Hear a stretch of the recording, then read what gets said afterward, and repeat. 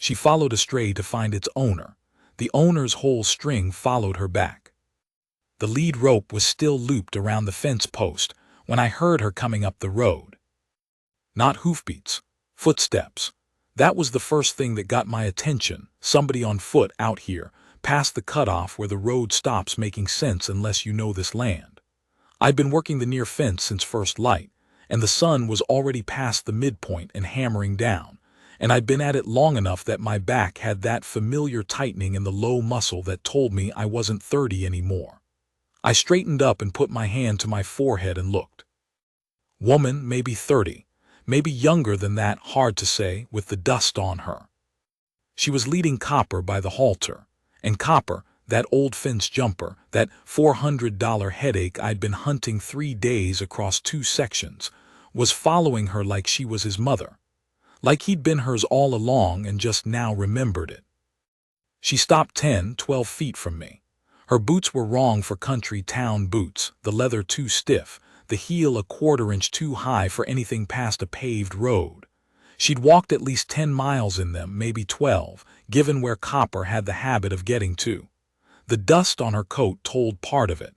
The set of her jaw told the rest. Not a woman who was going to mention the distance. "This yours?" she said, not much in her voice, asking a plain question. "He is," I said. "Appreciate it." She handed me the lead rope and looked at the string in the paddock the way people look when they know horses, not nervousness, not the overdone love a woman performs when she's trying to seem agreeable, just looking, taking it in. She had dark eyes, the kind that don't announce anything but don't miss much either. She looked at each horse in a slow sweep, left to right. "8 of them," she said. 7.5, I said. "The bay roan with the crooked ear hasn't made up his mind yet." She almost smiled. I caught the edge of it before she put it away. That was it. She turned back down the road, and I watched her go until the dust closed behind her, and I stood there with Copper's lead rope in my hand, thinking about things I hadn't thought about in a long time. Then I put Copper up and went back to the fence. I should tell you what I was, before I tell you what happened. I'm not much for talking about myself. Never have been. The men who talk a lot about themselves usually have less to say than they think, and the ones who have been through real things tend to carry them quiet. But you need the picture or none of what comes after makes sense. So here it is. My name is Harlan Cross. I've run horses on this 40-section piece of ground out past the Hendricks cutoff for going on 22 years. 22 years is a long time. Long enough to know every particular of a piece of land the way you know a person, where it floods, where the grass comes late, which section the deer work through in November, where the fence needs attention in March before the ground thaws and the posts start to lean. Long enough to feel the land as a thing that knows you back. For the first 13 of those years, I ran the string with Delia, my wife. Delia could read a horse's mind better than I could and didn't let me forget it, but she said it so warm that it was never a wound. She was 20 years in this country before she was 30, shaped by it in the right ways, patient and plain-spoken and certain of what mattered. We didn't have children. We talked about it and then stopped talking about it and found that what we had was enough. 2 people and a string of horses and a winter that tested you and a summer that paid you back. That was a life. I knew it was a life. Delia died of a fever in the spring of the year the creek flooded. Same year. Both things the same spring. The fever took her in 4 days and I wasn't ready for it, and I've never stopped not being ready for it.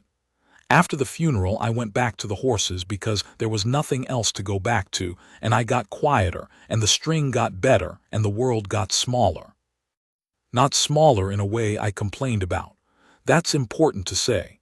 I wasn't unhappy in the way a man is unhappy when he's been cheated of something. I was quiet in the way a fire gets quiet when the wood burns down to coals. Still hot, still working, just no flame to speak of. People in Corbett's Crossing knew me as the horseman past the Hendricks cutoff. The one with the good string. They'd come out when they needed a horse, and I'd sell them one and they'd leave satisfied because I didn't sell bad horses. I didn't cut corners on what I put in front of a man, and if I said a horse would do a certain thing, then the horse would do it. That counted for something. Jed Purvis at the feed store would see me twice a month, and we'd say what needed saying about grain prices and the weather. I ate supper alone. I slept with the window open enough to hear the horses settle. I didn't go to dances. I'd stopped going to church some years back, not from irreverence but from a want of words I couldn't find to describe what had happened and what was still happening inside me. Not grief exactly, something more like a long adjustment. The world had been one size, and then it was a smaller size, and I was working out how to live in the smaller size without letting on that it was smaller. I was 54 years old. I still had most of my strength. I could work a fence all day and wake up the next morning and do it again. I could throw a bale of hay in a way that would have embarrassed a younger man if they'd been paying attention. But I'd started thinking about the string the way a man thinks about his legacy when he's privately given up on his life. What would happen to the horses when I was gone? Who would know them the way they needed to be known? The bay roan in particular. He needed a certain kind of patience that not everyone had. I worried about the bay roan going to someone impatient. I worried about it more than made sense. I didn't know I was counting myself out. That's the particular thing about it. A man doesn't say to himself plainly at a specific hour, I have reached the edge of what will happen to me. He doesn't make that declaration. He just starts assuming it, quietly, without ceremony. It's more like a door that swings shut so slowly you don't feel the draft. You just notice one day that the room is smaller, and you've gotten used to the size. That's what I was, the afternoon she came up the road with Copper. She came back 3 days later. I was in the barn working the roan. His name was Cicero. I'd been calling him Cicero in my head without giving it to him yet, the way you hold a name back until a horse earns it, and I heard a knock at the open door. Not loud. A knock that said I know this is a barn and I'm uncertain of the protocol, but here I am. I looked up her. The dust was off her this time. She'd worn different boots, I noticed, still not quite right for this country but closer. She was holding her hat in both hands. I left something, she said. Thought it fell out of my pocket somewhere on the road. What you lose? She paused, my good sense. Then, I'm sorry, I don't know why I said that, a beat. I think I wanted an excuse to see the horses again. I went back to Cicero. That's a better reason than most, I said. She came into the barn the right way, slowly, no rushing, reading the space before she moved through it. She stopped a few feet from Cicero's near side and just stood there without reaching, without cooing at him, without any of the things that people who learned horses from books do. She just waited. And Cicero turned his head and looked at her and looked, and then went back to standing still while I worked him, which from Cicero was a kind of welcome I hadn't seen him extend to many. What's his name? She said. He doesn't have one yet. You're waiting on something. He's waiting on something, I said. I just work here. She laughed. Not a performance, not the laugh a woman puts on to make a man feel clever. Just laughed, quick and real and then gone. The kind of sound that doesn't ask for anything back.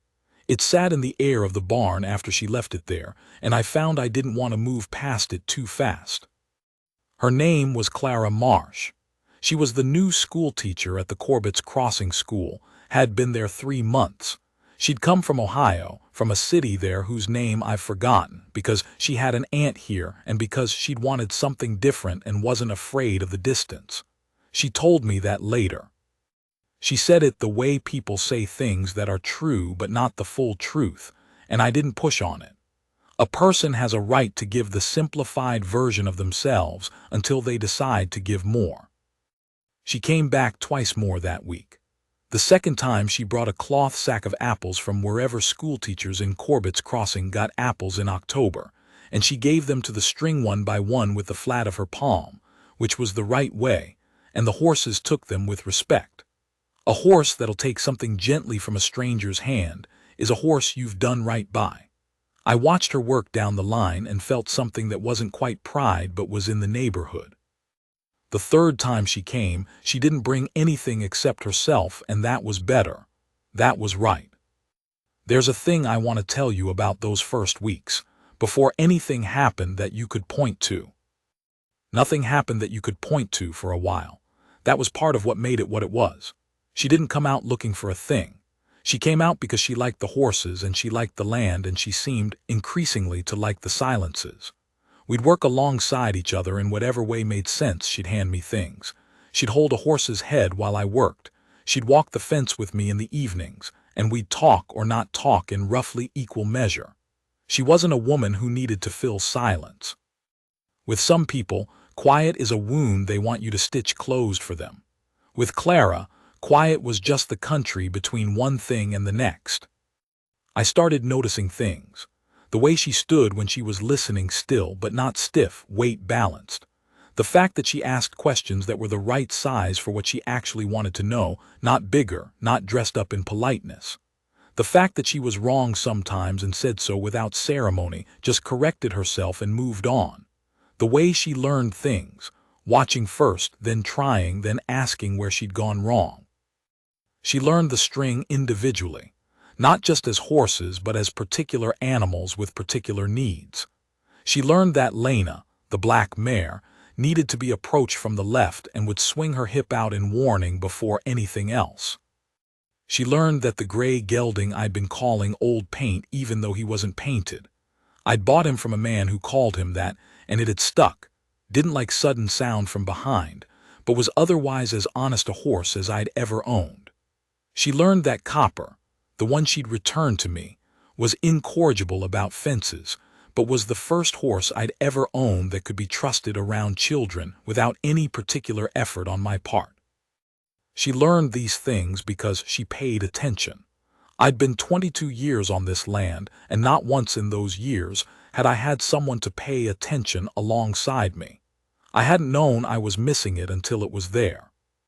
I need to tell you about a particular morning. It was a Sunday, third week of October. The cold had come early that year, and there was a skin of ice on the water trough that I'd had to break twice before 8 o'clock.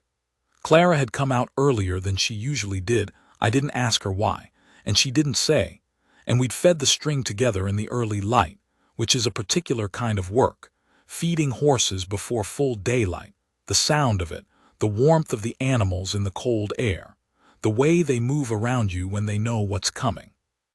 After, we'd sat on the top rail of the paddock fence with our coffee and watched the sun come up over the ridge to the east. I don't know how long we sat there. Long enough that the coffee went cold and neither of us moved to go inside. "Can I ask you something?" she said. "Go ahead." "What happened to the other one?" She nodded toward the east pasture where the herd moved. "You said 7.5 the day I came back with your horse, but you said Copper was the one you were looking for, so there should be 8 now." I drank my cold coffee. "Lost one in August, mare named Rosie. She was 18. She just decided one morning she was done." I looked at the string. "You can tell when a horse decides that. They go off their feed and they find a spot and they stand there. She picked the corner of the east fence under the cottonwood. She was there 3 days. Clara didn't say she was sorry. She didn't make a sound, she just sat with it. "I didn't move her for a day," I said. "Left her in the corner she chose. Seemed like the right thing." "It was," Clara said. That was all. We sat until the sun was fully up, and then we got down off the fence and went back to work. I've thought about that morning a good deal since, not because anything was said, because of what it felt like to have someone sit with a thing that couldn't be fixed and not try to fix it. I'd been around kind people in the years since Delia, good-intentioned people who saw a widower alone on his land and felt a pull to help, to offer something. Clara just sat. She understood that sometimes a thing doesn't need an offering, it just needs a witness. I'd spent 9 years without a witness. The trouble started because of Vince Purvis, Jed's nephew. 28 years old, good-looking the way men are good-looking when they've never been required to build anything or lose anything, easy in their skin, sure of themselves in rooms. He'd come to Corbett's Crossing the prior summer to help his uncle at the feed store and had decided to stay, which told you something about what he thought of his prospects elsewhere. He was not a bad man, exactly. He was a young man who had been told he was remarkable too early and too often, which is a particular kind of damage that doesn't look like damage from the outside. He'd been calling on Clara from not long after she arrived. She'd told him no and he'd come back, which some men do when they're certain that persistence is the same thing as charm. Clara told me about it without fuss, a Tuesday afternoon when she'd come out earlier than usual. The particular flat quality of her voice when she said his name told me more than the words did. He told me this place was mortgaged, she said. We were walking the south fence, a thing we'd started doing in the evenings. That you were half a season from losing the south parcel. He said that kindly. He said you were a decent man who'd been alone too long and that I was wasting my time here. He said that kindly, I said. He thought he was doing me a favor. I looked at the fence line. I picked up a loose wire end and worked it back around the post. Some of that is true, I said. The mortgage, the south parcel, we had a bad foaling year. 2 horses sold to buyers who defaulted on payment, and the bank doesn't much care how that happened. How short are you? $400 by December. In a better year I'd have it. This wasn't a better year. Clara was quiet for a moment. We walked. A coyote called somewhere out past the ridge and one of the mares answered it, which horses sometimes do, and then the paddock went quiet again. He said you'd forgotten how to be with people, she said.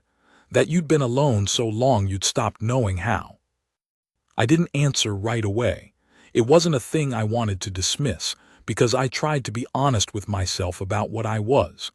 I don't have a reliable view of myself, I said. Some things a man can't see clear from the inside. Clara stopped walking. I took 2 more steps before I realized she'd stopped, and I turned. She was looking at me with the look I'd started to learn, not soft, not performing anything. The look she had when she decided something and was about to say it.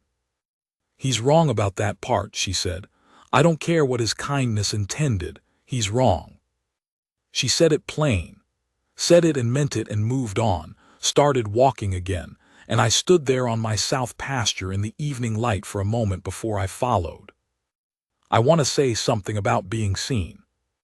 It's a particular thing, being seen. Not looked at, people look.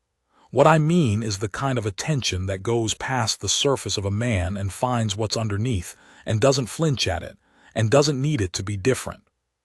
I'd had that with Delia in a married a long time way. She knew me the way you know a place you've lived for years, the way you know its seasons. That's a kind of seeing. What Clara did was different. She came new to the land and new to me and looked at what I'd built here without any prior knowledge of what it was supposed to be and found it worth something. That's harder to earn. When someone who's known you forever says you're a good man, there's a comfort in it but also a familiarity, they've decided, and the deciding happened years ago. When someone new looks at you and decides, they're deciding about what you actually are right now, not the memory of you. Not what you used to be. She watched me work horses. She watched me handle a problem fence post at midnight when the stock was restless, and I couldn't figure out what was agitating them until I walked the whole south line and found a section that had buckled under something, a deer, probably, maybe something bigger. And I fixed it by lantern light, alone, because that's what the situation needed. She wasn't there for that. But she asked about it the next Saturday, said she'd heard I'd been out in the dark, and when I told her what happened she listened to the whole thing and said, simply, that must have been a puzzle. A little, I said, not once I found the section. But before that, walking the whole line at midnight not knowing where it was. That's just the work, I said. She nodded slowly. Yes, she said. But it's still something. Nobody had said that to me in 9 years. It's still something. Not extraordinary, not a performance. Just, this thing you do, the way you do it without complaint and without audience is still something. I'm a man who kept going after the worst year of his life and kept the horses right and kept the fence honest and kept the land working. I'd stopped counting that as anything. Clara counted it. Here's something nobody in Corbett's Crossing would have told you about Harlan Cross, because nobody in Corbett's Crossing knew it the way it deserved to be known. He could read horses, not in the mystical way people use that phrase when they mean something vague and romantic. I mean specifically, I could feel a shift in a horse's weight 2 steps before the horse knew what it was going to do. I could walk into a barn in the morning and know within 30 seconds which animal was fighting something it hadn't shown yet, the particular quality of how it was standing, something in the brightness of its eye or the absence of brightness, the way it breathed.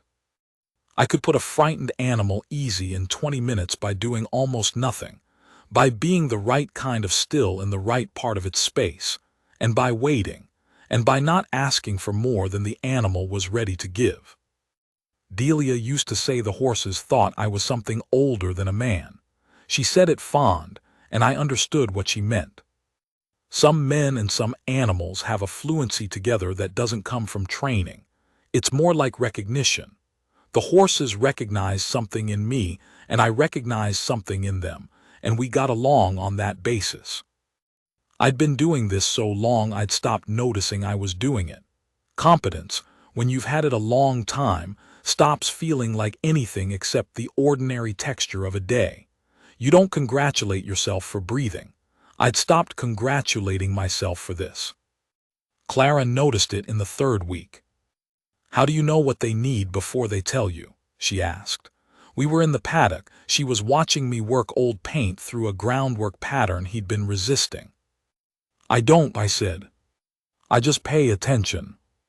"You pay a different kind of attention than most people. Hard to know that from the inside." "That's why I'm telling you," she said. "I watch people. It's something I do, and I'm reasonably accurate. The kind of attention you pay to these animals is not ordinary." I looked at her. She wasn't flattering me. She was reporting a thing she'd observed. "It's just how I've always been with them," I said. "That doesn't make it less," she said. I went back to old paint. He was moving better now, giving to the pressure, which was what I'd been working toward.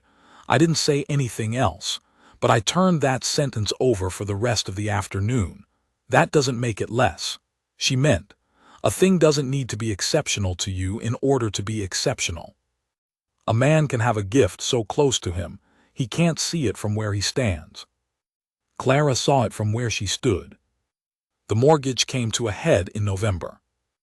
I won't spend too long on it. The bank held a note on the south parcel, 12 sections, the best grazing, the ground that had the 2 water sources and the old cottonwood stand along the east edge. The note came due in the 1st week of December. I was $400 short. This wasn't a catastrophe I could have avoided. The foaling year had gone sideways through bad luck, and the defaulting buyers had been vetted as well as I knew how to vet them, but the math was the math. I'd been making arrangements in my head, which horses to sell to cover most of the gap. Whether the gap could be covered by sale alone, or whether a conversation with the bank was necessary, and what kind of conversation that would be. I hadn't told Clara any of this, and I hadn't told anyone else, and I wouldn't have told anyone if Jed Purvis hadn't been the kind of man who told things under the impression that he was being concerned. She came out on a Tuesday, not a Saturday. She knocked on the front door instead of coming to the barn, which she'd never done before, and when I opened it she was standing with her hands in her coat pockets and a look on her face that I couldn't read. "I heard about the note," she said. I stepped back from the door. "Come in." She came in and sat at the table, and I poured us both coffee and sat across from her. The kitchen was warm. The fire had been going since morning. Outside, the wind was working the west side of the barn. "I have $200 saved," she said. "School teachers' wages, I've been careful with them. I'd like you to have it toward the note." "No," I said. "It's not charity." She put her hands around the coffee cup. "I want the bay roan. I want to buy him. I'll pay you 200 now and 200 more when I have it, and I'd want you to keep him here and teach me to work him properly. That's the arrangement." I looked at her. "Clara, the bay roan is—" "I know what he is," she said. "He's difficult and he's particular and he doesn't trust quickly. I want him. He's not a horse for a schoolteacher who came from Ohio." She looked at me steady. "I'm not buying him for what I am now," she said. "I'm buying him for what I intend to be." I sat with that. Outside the wind pushed and the barn groaned in a familiar way. I knew that sound, knew which rafter made it, knew it was nothing. The fire ticked. 200 won't be enough," I said. "I know." She hadn't blinked. "I spoke to Ruth Alcott at the Mercantile last week. She's been wanting a reliable saddle horse for 2 years and hasn't known who to ask. She thought no one would take her seriously. She'll pay 150 for Lena if I talk her through what Lena needs. And Hector Dean has a daughter who wants to learn riding. He'd take the gray for his girl." I was quiet for a moment. "You went to Ruth Alcott," I said. "She likes horses," Clara said. "She's been afraid to say so around the men in this town because she thought she'd be dismissed. We had a long conversation. She's quite knowledgeable, actually." I didn't know that about Ruth. "A lot of people don't know things about Ruth," Clara said. "That's Ruth's problem to solve, not yours. The point is she wants Lena and Hector wants the gray, and with my 200 that brings you to 550, which with what you have should close the note." I stood up, stood at the window and looked out at the barn and the paddock and the south pasture going to winter brown under the cold sky. My 40 sections, the land that had been my whole life for 22 years. I thought about Delia. I thought about what she would have said. She would have laughed, not meanly, just with the delight she had for things that were unexpected and right. She would have said, "Harlan, when a woman makes a plan like that for you, the correct thing is to let her." I turned around. "Why are you doing this?" I asked. Clara put her coffee down.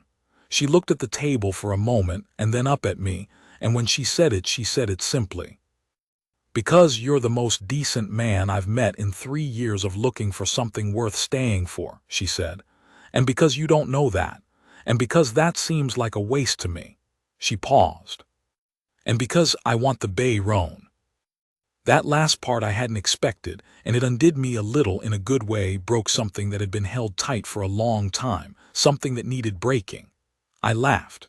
Really laughed from down low, the way I hadn't laughed since before the bad year, since before the years of it. And Clara laughed too, not at the joke wasn't that funny, but at what it meant, that the laugh had come out of me at all. I crossed the kitchen and I put my hands on her arms and she let me. She didn't move toward me and she didn't move away. She just let me put my hands on her and looked up at me with those dark eyes and let me see what was in them, which was something I hadn't earned yet, but was being offered in advance on the belief that I would. "I'm going to need to name that horse," I said. "Yes," she said, "you are." The selling of Lena and the gray happened the week before the note came due. Ruth Alcott drove out in her husband's wagon, which she drove better than her husband did, and she walked the paddock with me, and I showed her Lena's particular requirements. The left side approach, the hip warning, the fact that she was gait sour in the morning and needed to be bridled before she knew she was going anywhere. And Ruth listened to all of it with the focused attention of a woman who'd been waiting a long time to take this seriously and wasn't going to waste the chance. She asked good questions. She asked what Lena liked by way of reward, and I said a scratch behind the left ear and a quiet voice, and Ruth filed that away like it mattered, because to her it did. "She's beautiful," Ruth said, standing at Lena's shoulder. "She is," I said. "I'll take good care of her."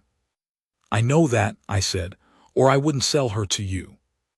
Ruth paid me the 150 in bills from an envelope in her coat pocket, and we shook hands, and she led Lena to the wagon. Lena went without ceremony, which is what a good horse does. She went where she was led because she'd been brought up right and she trusted a firm hand. I watched the wagon down the lane. I didn't feel the way I'd expected to feel. I felt strangely like something had been set right. Lena was going to a woman who would know her. That was the right outcome for a horse. Hector Dean's daughter came for the gray 2 days later. Her name was Ada, she was 14, and she had her father's steadiness and her mother's patience, which is a good combination for horses. She and the gray looked at each other for a long minute in the paddock, and then he walked up to her and put his nose in her chest, and she laughed, surprised, and put both arms around his neck. I didn't have to see any more than that to know it was right. The note was paid with 2 days to spare. I went to the bank and handed over the money, and the man behind the counter counted it twice and stamped the paperwork, and I walked out into the cold December air with the south parcel still mine, and stood in the street for a moment, just standing, feeling the particular weight of a thing that had been settled. Cicero. I gave it to him in December, 2 weeks after the note was paid. He was ready by then. He'd come to stand at the gate when I came to the paddock in the mornings, which he'd never done before, and he'd stopped warning me off with that thing he did with his hip when he was uncertain. He'd decided something. I gave him the name when he decided. Clara was there. She was the one who'd pushed me to stop waiting. "You've been calling him that in your head since August," she said. "He already knows it." "A horse doesn't know its name," I said. "Call him and see," she said. I called him, he came. The winter that year was long but not brutal. Long in the way good winters are long, the kind that give you time to think, that make the barn feel warmer than it is, that put a particular quality of quiet on the land that you can only get when the snow is deep enough to muffle everything. Clara came out through the winter, every Saturday. Sometimes she came midweek too, on days she didn't have school, and helped with the feeding in the morning and drank coffee at my table after. She brought a book with her once and read it in the chair by the fire while I mended tack, and neither of us said much, and it was the most natural thing that had happened to me in years. I told her so. "What is?" she said. "This," I said, "whatever this is." She looked at her book. "This is just time," she said. "People forget that time is a thing you can spend well or badly." "I spent a lot of it badly," I said. "Not badly," she said. "Alone, those aren't the same." She was right. I'd been alone, but I'd been spending the time right, the horses, the land, the fence, the work. What I hadn't been spending it on was people. That was the lack. That was what she'd walked into and changed without announcing she was doing it. One night in February, late, after she'd stayed for supper and the night had gotten cold and the road back to town was a question, I built the fire up and said she could take the room that had been a guest room for 9 years and had been used twice in that time. She said she didn't want to put me out. I said there was nothing to put out. She looked at me a moment, deciding whether I meant it. She decided I did. "All right," she said. I showed her the room. It was plain, a bed, a washstand, a hook on the wall, a window that looked east toward the ridge. I'd kept it clean out of habit without having a reason to. She set her coat over the hook and sat on the edge of the bed and said, "Thank you, Harlan." In the direct way she said most things, and I told her good night and went to my room and lay in the dark and listened to the house. I heard her blow the lamp, heard the springs settle, heard the house go quiet around both of us and the wind outside working the corner of the barn and one of the horses moving in the paddock. Familiar sounds, every one of them familiar, but the house had a different quality to it, some weight in the air, some warmth that wasn't from the fire. In the morning I woke up and heard her in the kitchen and smelled coffee already made, and I lay there for a minute in the dark before the sun came up and felt the shape of the house differently. Full where it had been empty, not the crammed full feeling of obligation or intrusion. Full the way a good year feels like the thing that was missing has returned. She'd made the coffee right. I don't know why that detail has stayed with me, but it has. I'd never said how I took my coffee, never said anything about the stove or the pot or how long it needed to go, and she'd made it right anyway. When I came out and sat down and drank it without saying anything, she watched me over her cup to see if it was the way I wanted it, and when I didn't say anything, which was my version of yes, she went back to her own. We fed the string that morning in the cold. She'd learned the routine by then: who ate first, who needed the grain separate, who couldn't be in the paddock with old paint during feeding or there'd be trouble.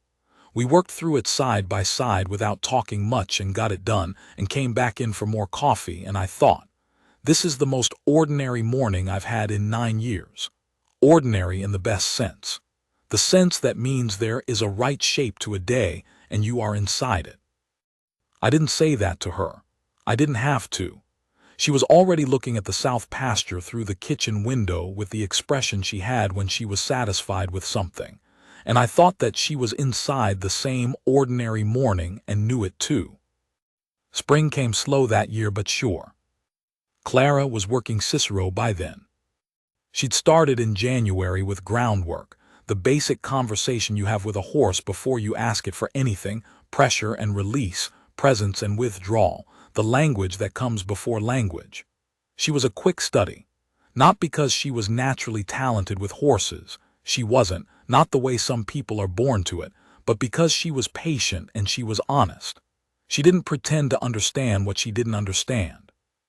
When Cicero refused something, she didn't push and she didn't retreat.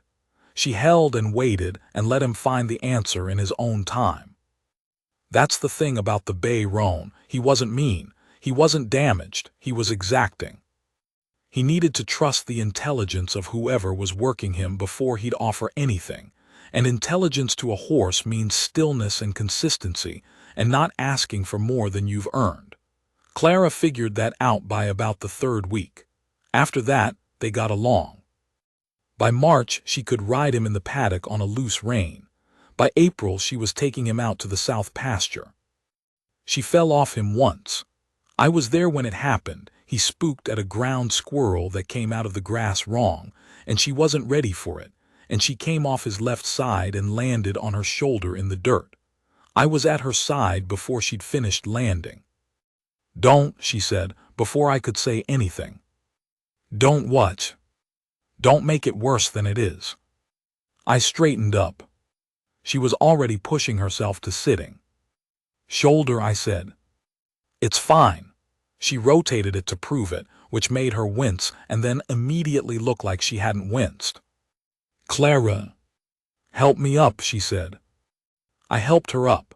I put a hand on her arm and she came up easy and stood there for a second getting her balance, and Cicero had moved off 20 feet and was standing looking back at us with the guilty expression horses get. Clara looked at him. "Bring him here," she said. "You're done for the day." "I'm not. Bring him here." I brought Cicero back. She took his lead rope and walked him in a circle, and then stood at his near side and put her foot in the stirrup and looked at me. "Leg up," she said. I gave her a leg up. She settled into the saddle and gathered the reins and looked at me from up there with those dark eyes, and something in her face that I'd started to be able to read, the particular arrangement of it that meant she was satisfied, that the thing was done right, was there. "Walk us out," she said. I walked them out to the south pasture and turned them loose and watched her work him, and Cicero moved under her like he'd decided she was worth carrying, which is the only way a horse like him will carry anyone. Worth it is the word he'd chosen. I put my elbows on the fence rail and watched them, and thought that this was worth something.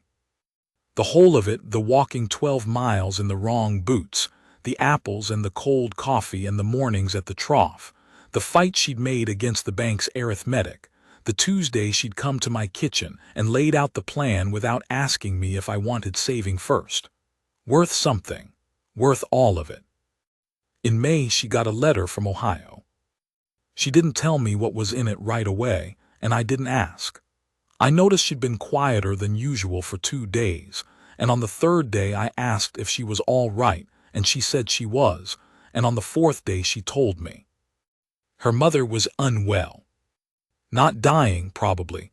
The letter didn't say dying, and the aunt who'd written it was a careful woman who wouldn't have softened that if it was true, but unwell enough that the question of whether Clara should go back to Ohio had to be asked.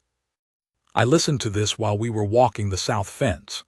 The same walk we'd been doing since October, same fence, same evening light, different season. "What do you want to do?" I said. "I don't know," she said. "What I want and what's right aren't clearly the same thing right now." "How sick is your mother?" "I don't know that either. My aunt isn't a person who exaggerates, and she isn't a person who understates. The letter says unwell, and I have to figure out what to do with that." We walked. "The school year ends in 6 weeks," I said. "Yes. You could go for the summer, see what you're dealing with." She was quiet. "The roan will be here," I said. "He's not going anywhere." She stopped walking. I stopped too. She turned to look at me with an expression I hadn't seen from her before, not uncertain exactly, but open in a way she usually wasn't. Open to something she needed from me that she wasn't sure how to ask for. "Harlan," she said. "I know," I said. "I don't want to go." "I know that too." "I also don't want," she stopped, started again. "I've been alone before. I know how to be alone. I don't want to," she stopped again. I put my hand on the back of her neck. Not hard, just there. She went still under it the way Cicero went still when I put a hand on him, not passive, not giving up, just settling into a thing that was right. "Go see your mother," I said. "Come back when you've seen what needs doing." She looked at me. "And you'll be here." "Where else would I be?" I said. "I've got a string to run." She laughed a little. Her eyes were wet and she didn't do anything about it. "That's not the answer I was looking for," she said. "I know," I said. "I'll be here, Clara. I'll be here when you come back. The land's not going anywhere and neither am I." She put her hand on my chest, flat, feeling for the thing under it. Whatever she found there settled something in her face. The open look closed down into the look I knew better, decided, present, sure of herself. "Okay," she said. We stood there in the evening on the south fence line for a while, her hand on my chest, my hand at the back of her neck, the light going long and amber over the pasture and the horses moving in it. Cicero at the far end, gray and slow, crooked ear catching the last of the sun. She was gone 9 weeks. She wrote, not long letters. Clara wasn't a woman for long letters.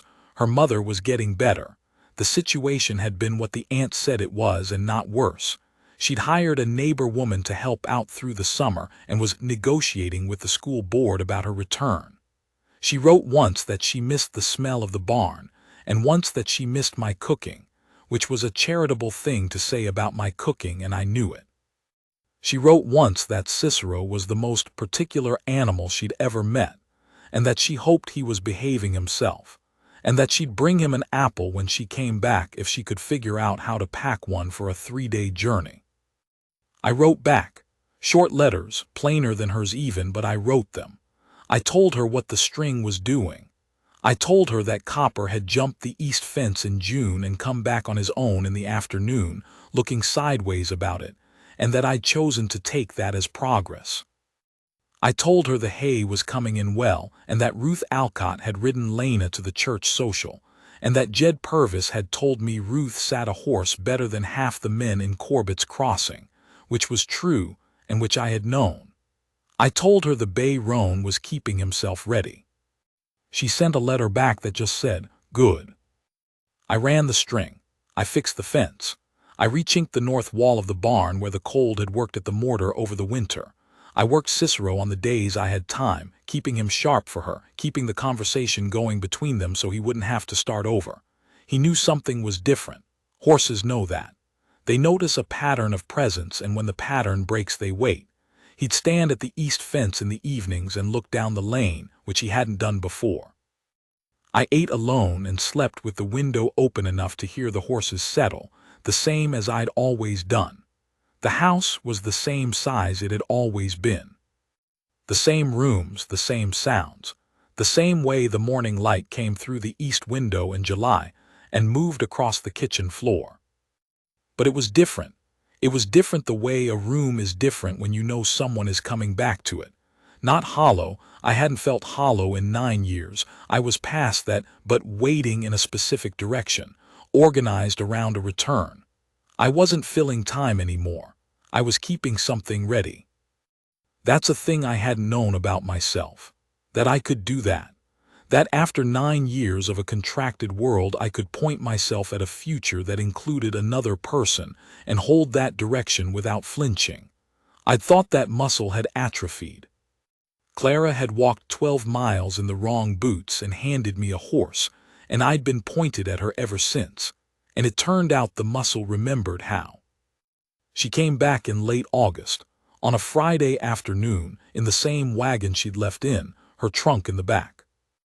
I was in the paddock with Cicero when I heard the wagon on the road. He heard it before I did.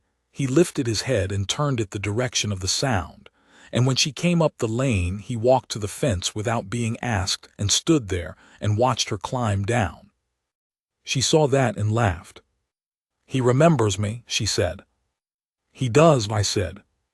She came through the gate and walked straight to him, and he put his nose against her shoulder and stood there.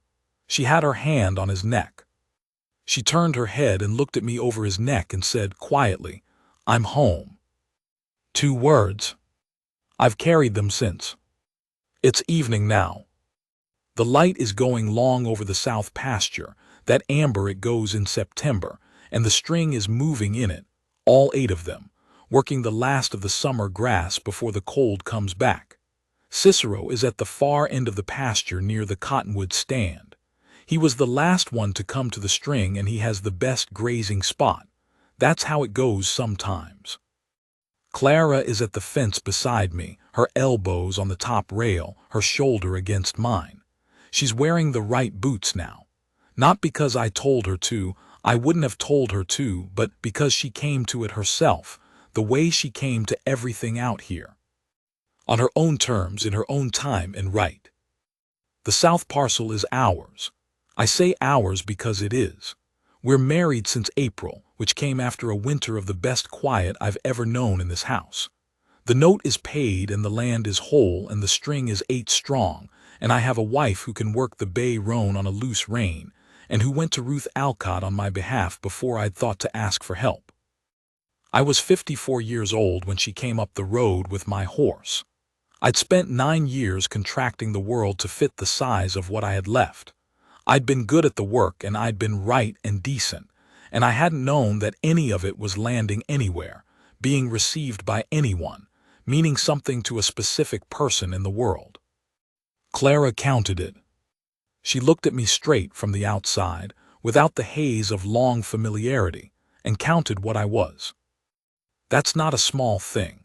I want you to understand that's not a small thing. A man can go his whole life doing the work and being right and never once being known for it. He can build something real and stand in the middle of it alone and not know whether any of it matters to anyone outside his own head. He can be competent and steady and honest and wake up every morning and go to work and go to bed and wake up and do it again, and none of that gets named by anyone, and after enough years it stops needing a name. It just is what it is, the texture of a life nobody's watching. Not out of cruelty. Just because the world is busy and lives that don't make noise don't get heard.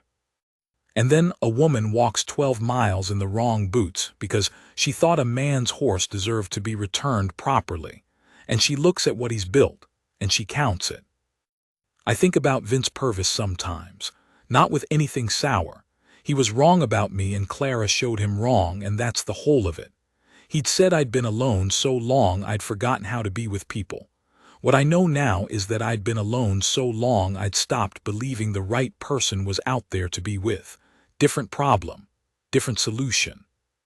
The solution had dark eyes and a way of standing still and was not afraid of the distance, which is not a small thing either when you live 12 miles past a cutoff that most people don't bother to find. I think about Copper sometimes too. That $400 headache, that fence jumper I'd been chasing 3 days when she came up the road. He's been in the east pasture ever since, and he's jumped that fence exactly once in March and came back on his own before I'd gone looking. I don't know what that means. I don't need it to mean anything. Clara came looking for a lost horse and found something she hadn't been looking for, and she decided it was worth staying for, and she stayed. That's the story. It doesn't need a bow on it. The light goes amber and then gold, and the horses move in it, and Clara is at the fence beside me, and Cicero is under the cottonwood with his crooked ear up, watching us. He does that now, watches from a distance, alert, like he's running the count, making sure everyone is where they're supposed to be. He grew into that. Some horses do. They find their place in a herd, and it turns out to be the one who watches over it. Clara shifts her weight, and her shoulder presses against mine and stays there. I feel the warmth of it through both our coats. The old fence jumper is somewhere on the other side of the east pasture, probably looking at the fence. Old habits. Let him look. He comes back on his own now. Some things don't change. Most things don't have to.